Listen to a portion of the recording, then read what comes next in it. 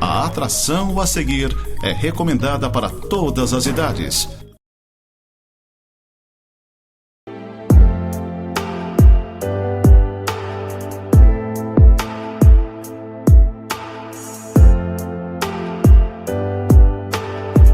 Olá, gente amada, gente querida, que alegria, que prazer, que satisfação poder mais uma vez adentrar ao seu lar, em meio à sua família, sempre com uma palavra de reflexão, uma palavra atual para os tempos que nós estamos vivendo, sempre desafios grandes desafios.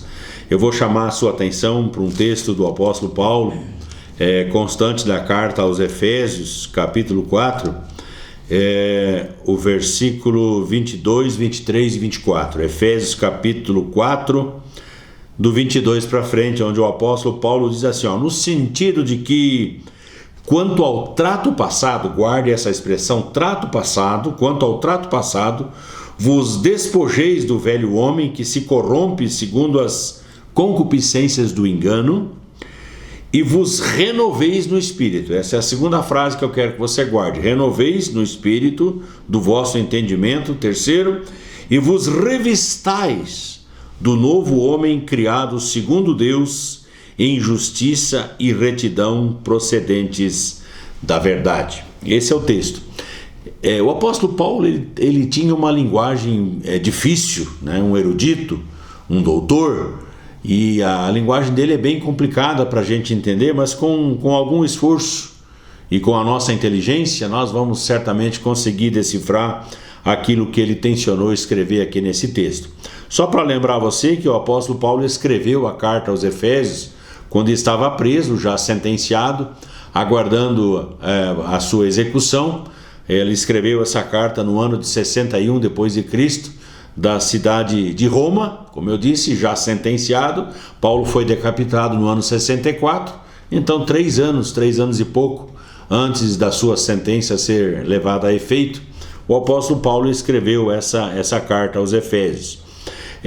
Você precisa entender que nós fomos criados com um propósito santo, nós fomos criados para sermos habitação do Senhor. E a forma de Deus habitar no nosso coração ou na nossa vida é por intermédio do Espírito Santo. Então o Espírito Santo habitando em nós é o plano, é o propósito de Deus. O que acontece quando o Espírito habita em nós efetivamente? Paulo fala aqui de 3 coisas que acontecem. A primeira delas, nós abandonamos as práticas antigas. O texto do 22 fala assim do trato passado. Lembra da frase que eu pedi para você guardar? Então, trato passado, a vida passada, o tempo passado, o tempo que você não conhecia Deus, que você não conhecia Jesus, abandonar as práticas antigas. Para ajudar você a entender o que seriam as práticas antigas, eu vou pedir para você abrir a sua Bíblia, folheando algumas páginas atrás aqui, na carta de Paulo aos Gálatas, no capítulo de número 5, 19, 20 e 21, quando o apóstolo Paulo fala das obras da carne, ou seja, da carnalidade. Ele fala assim, que as obras da carne são conhecidas e são prostituição. Falar em prostituição hoje é uma coisa complicada, porque biblicamente a prostituição é todo o relacionamento sexual antes do casamento e fora do casamento. Então a prostituição, a impureza, né? Mente impura, coração impuro, lascívia, que são os desejos libidinosos, desejos de pecado, idolatria, uma coisa complicada de você falar hoje sobre isso.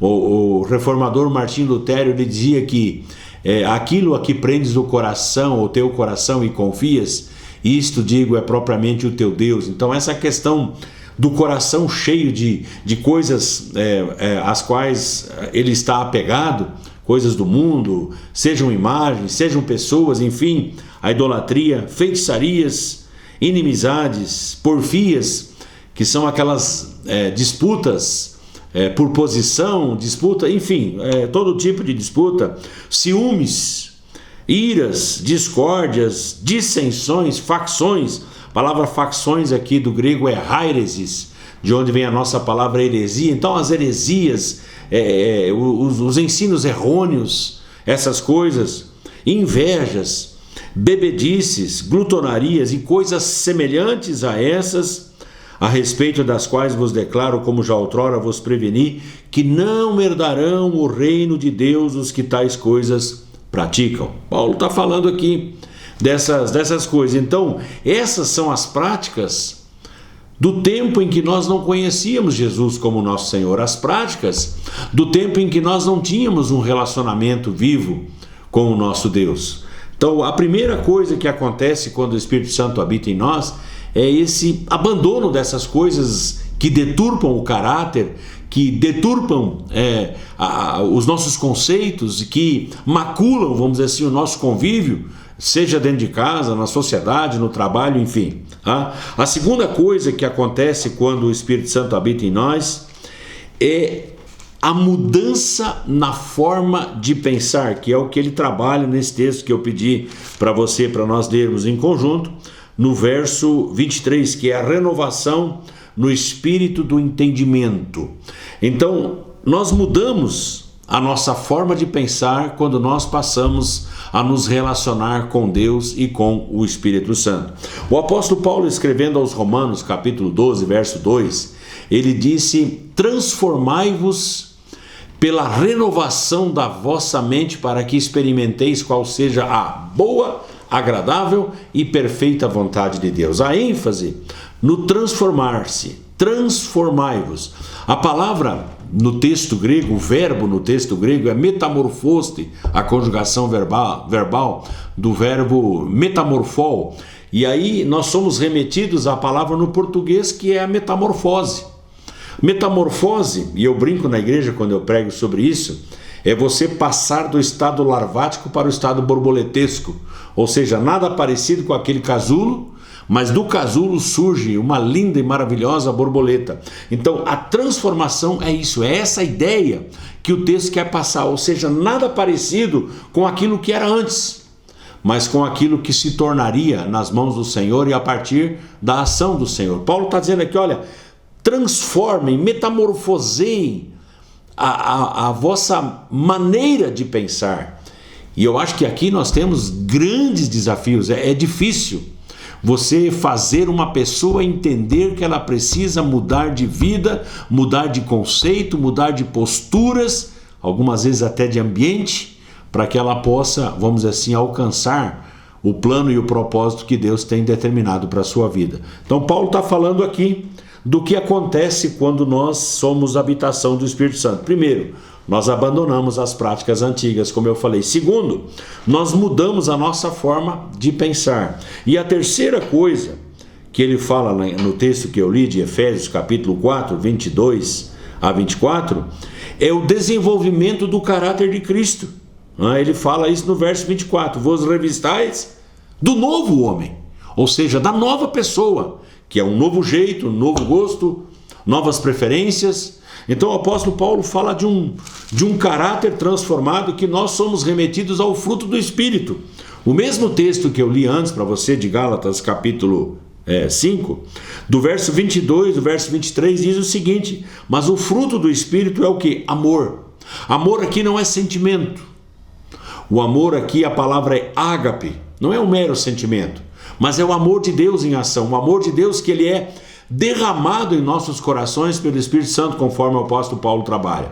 Então o amor, a alegria, que é um jeito de ser, eu diria assim, é um jeito de ser. Nós não sentimos alegria, nós estamos alegres, nós vivemos alegres, mesmo com problemas. Você e eu temos muitos problemas, nós temos muitas dificuldades, nós temos coisas que nós temos dificuldade em aceitar, mas nós conseguimos nutrir no nosso coração e viver a alegria do Espírito Santo. Então é amor, alegria, paz, longanimidade, ou seja, o ânimo longo. Nós não somos daqueles que desistem facilmente, nós nos mantemos animados, né? O ânimo longo, a benignidade, que tem a ver com a gentileza, com a amabilidade, com ser cortês, com nutrir uma fala mansa e não áspera, para ter um excelente caráter. Então a benignidade, ela está, vamos dizer assim, mais relacionada com aquilo que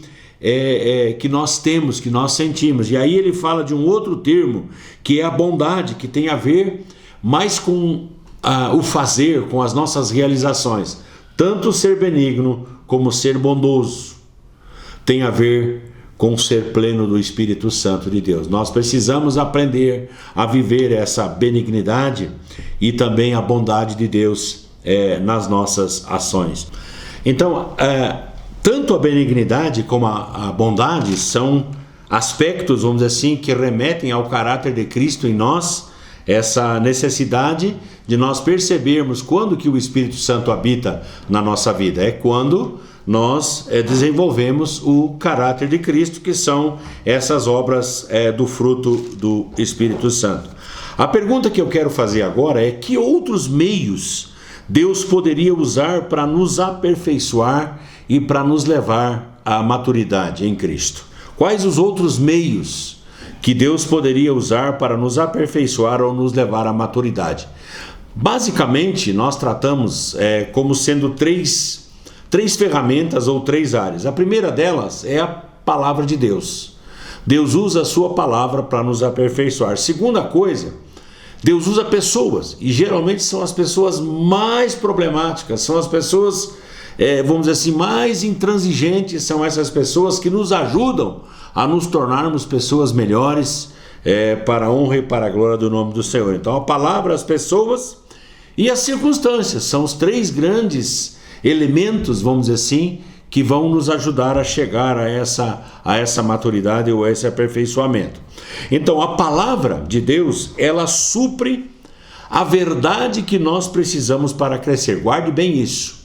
A palavra de Deus, ela supre a verdade que nós precisamos para crescer e para chegarmos à maturidade.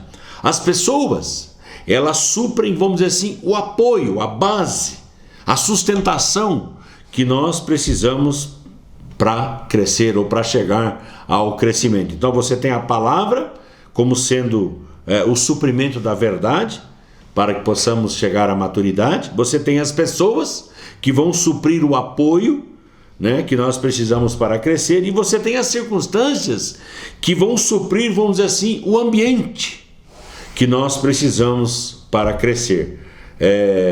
A verdade, o apoio e o ambiente, marcados pela palavra, pelas pessoas e pelas circunstâncias. Vamos lá então pelo primeiro ponto, a palavra.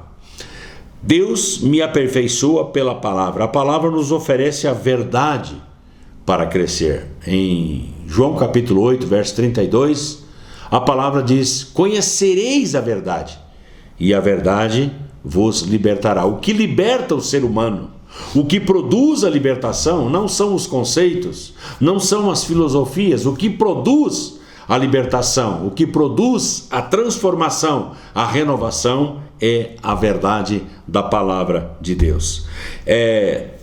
João 8,31 diz que eu devo permanecer na palavra, não apenas conhecer, não apenas saber, mas permanecer nela. Se vós permanecerdes na minha palavra, sois verdadeiramente os meus discípulos. Quer saber se uma pessoa é discípula do Senhor Jesus? É só perceber se ela persevera, se ela permanece na palavra do Senhor, ou se ela é meramente uma pessoa ouvinte. E a Bíblia diz em Tiago que aquele que é um ouvinte engana-se a si mesmo. Então, como é que eu permaneço na palavra? Primeira coisa que eu preciso fazer para permanecer na palavra é aceitando a sua autoridade. É difícil, aceitando a sua autoridade. A Bíblia não quer ser apenas mais um livro de autoajuda, mas a Bíblia quer ser a primeira, ou quer ter a primeira e a última palavra na minha vida. E ela e eu declaro isso, que ela é a autoridade definitiva na minha vida. Como permanecer na palavra? Então, assimilando as suas verdades. É um outro ponto que eu quero trabalhar. Assimilando as suas verdades. Gente, como é que você procede quando você lê a Bíblia? Como é que você procede quando você vai ao culto, você vai à reunião onde a palavra está sendo pregada e ministrada? Como é que você procede? Qual é a sua postura? A postura tem que ser uma postura aberta, ou seja, uma postura disposta a receber aquela palavra que está sendo ministrada, aquela palavra que está sendo liberada. O rebelde não alcança nada. Tem pessoas que vão para o lugar de reunião e escutam lá o pregador ensinando, mostrando a palavra, e fecham o seu coração, e argumentam e retrucam. Nunca vão crescer, nunca vão chegar à maturidade, nunca vão chegar a conhecer essencialmente a verdade. Então, é recebendo a palavra numa postura aberta, é lendo a palavra com carinho. Quando eu falo dessa questão da leitura da palavra, forçosamente eu sou remetido à minha avó, a Oma, a Otília, mãe da minha mãe. A Oma, ela tinha uma mesa de fórmica branca, tanto quanto eu me lembro, muitos anos atrás, e nós como netos, cada semana um neto dormia com ela. E eu lembro que quando eu ficava lá, e provavelmente ela fazia isso com os outros netos também, ela pegava a sua Bíblia, uma Bíblia enorme. Eu tenho lá no meu escritório essa Bíblia, escrita em alemão gótico. Eu tenho um pouco de dificuldade de ler o alemão gótico, mas ainda de vez em quando eu dou umas brincadas ali. E ela pegava aquela Bíblia escrita em alemão gótico e colocava em pé na sua mesa de fórmica, e ela parava na frente da mesa. E ela tinha uma postura a gente via que era uma reverência que ela tinha em relação à Bíblia. Não era um livro qualquer que ela estava lendo. E ela lia em voz alta e a gente ficava ali. Algumas vezes a gente ria, mas a maioria das vezes a gente ficava ali escutando, vendo o que a Oma estava fazendo, a Oma avó, né, o que ela estava fazendo. E ela estava lá lendo a palavra. Era uma postura de reverência para com a palavra. E provavelmente esse conceito ela passou para minha mãe. A minha mãe, ela tem uma devoção linda, maravilhosa. Quando ela lê a Bíblia, ela está ali sempre sentada, ela pega a Bíblia em cima da perna, parece que eu estou vendo o sofazinho dela, e ela ali lendo a Bíblia. E isso tudo passou para nós. Eu tenho o mesmo hábito de ler a palavra, de colocar, claro que eu tenho a minha escrivaninha, onde eu me assento, mas não tem como você chegar à maturidade sem ler a palavra. Você precisa aprender a ler as Escrituras. Então você lê, você pesquisa, você estuda, né? Você relembra, memorizando aquilo que já foi lido algumas vezes. Pastor, quantas vezes você já leu a Bíblia? As pessoas me perguntam. Olha, logo depois da minha conversão eu li 7 vezes, 8 vezes, e depois eu li outras tantas, e agora nesse ano passado eu reli a Bíblia toda mais uma vez e estou começando mais uma vez. Pastor, mas precisa? Não precisa. Mas eu quero, eu necessito, eu tenho a necessidade de ler a palavra para entender a vontade de Deus. Eu não leio a Bíblia só porque eu preciso pregar. Eu não leio a Bíblia só porque eu preciso ensinar. Eu leio a Bíblia porque eu preciso. Eu preciso da palavra de Deus. Você precisa da palavra de Deus. Então nós relemos, refletimos, meditamos e, em terceiro lugar, nós aplicamos os seus princípios. Não adianta só ler, como eu disse antes, Tiago 1:22, e não se tornar praticante. O que eu leio precisa me levar à prática, mesmo que seja difícil, mesmo que seja um assunto complicado. Li, absorvi, recebi, e agora eu vou praticar. De alguma maneira eu vou exercitar aquele princípio que eu li da palavra do Senhor. Mateus capítulo 7, 24 a 27, o Senhor Jesus ele citou um ensinamento dizendo que todo aquele que ouve e não pratica a palavra de Deus, ele seria comparado a um homem imprudente que construiu a sua casa sobre areia, sem fundamento. Sopraram os ventos, os rios subiram e deram com ímpeto contra aquela casa, e ela caiu, sendo grande a sua ruína. Aí Jesus fala do prudente. Ele diz que o prudente, ele se preocupou com o alicerce, com o fundamento, e ele construiu a sua casa sobre um sólido fundamento. Os ventos sopraram, os rios subiram e deram com ímpeto contra aquela casa, e ela não caiu. Por quê? Porque ela fora bem construída. E Jesus então vai dizer que assim é aquele que ouve e pratica. Presta atenção, ele ouve e pratica. Não adianta somente ler. Quando você lê a Bíblia, você precisa ouvir Deus. É Deus quem está falando com você. E depois que Deus falou com você, você vai praticar. Mesmo que seja difícil, mesmo que seja doído, mesmo que implique na sua renúncia. Então é ouvir e praticar. A Bíblia, segundo Dwight Moody, que foi um evangelista dos Estados Unidos, nasceu no dia 5 de fevereiro de 1837 e morreu no dia 22 de dezembro de 1899. Ele foi um evangelista arminiano. A Igreja do Nazareno, ela tem, vamos dizer assim, a sua doutrina baseada em Armínio. Então esse teólogo, vamos dizer assim, pensador, Dwight Moody, ele disse: a Bíblia não nos foi dada para aumentar o nosso conhecimento, mas para mudar a nossa vida. Então é isso que você precisa entender. Não é só conhecer, é conhecer para mudar, é conhecer para aperfeiçoar, é conhecer para chegar à maturidade. Segundo ponto, Deus me aperfeiçoa, primeiro pela palavra, segundo, pelas pessoas. Pode parecer herética a minha frase, mas eu diria que não basta apenas estudo bíblico para crescer.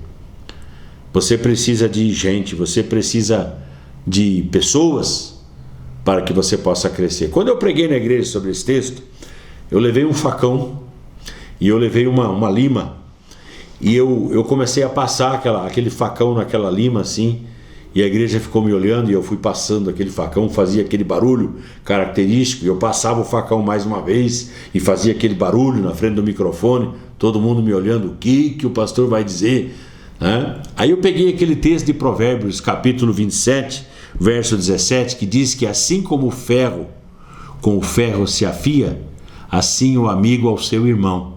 E é assim que funciona. Quando eu tenho alguém por perto e alguém andando comigo, aquela pessoa vai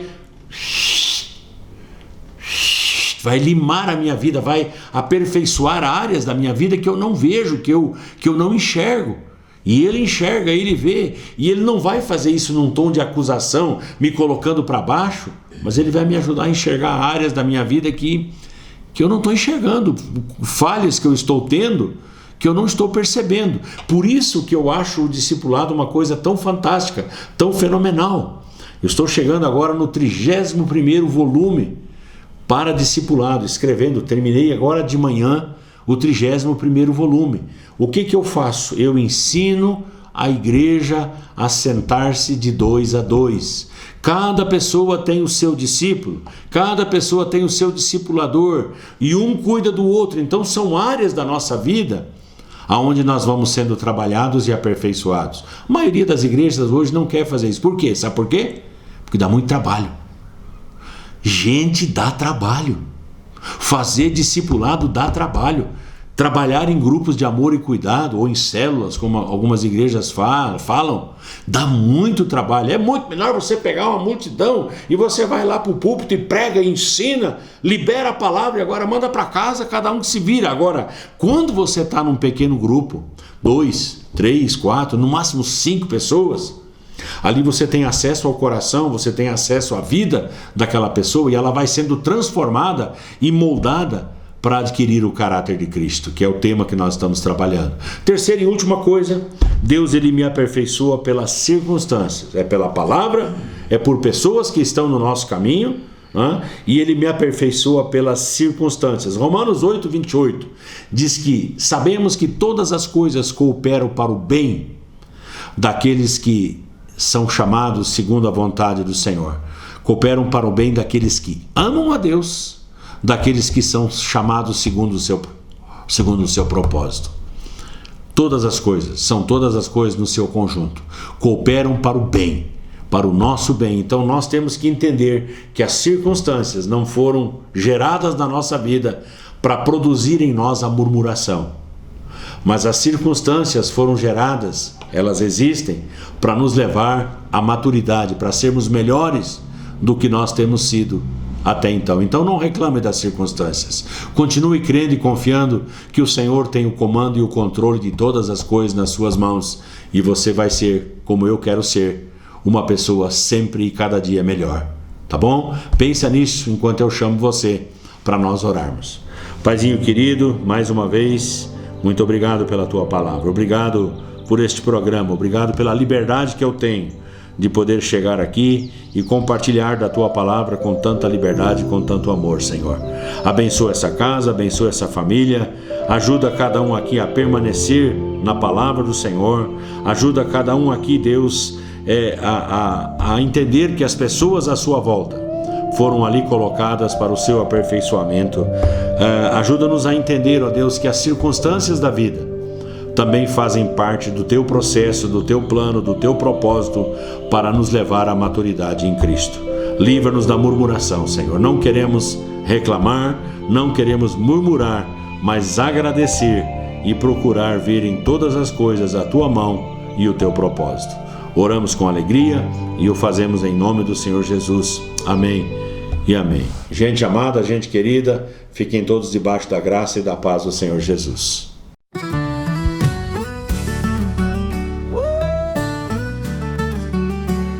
Momento sagrado que vem, transforma tudo que tem. Coração se abre então, para seguir na missão. Restaurando cada alma, trazendo paz e calma. Vida nova renasceu, fé no amor que cresceu. Ó Jesus, nosso guia, amor e fé todo dia. Gratidão no coração, para sempre em oração. Luz divina brilhar, nos faz juntos caminhar, transformando o coração para sempre em oração. Luz divina brilhar, nos faz juntos caminhar,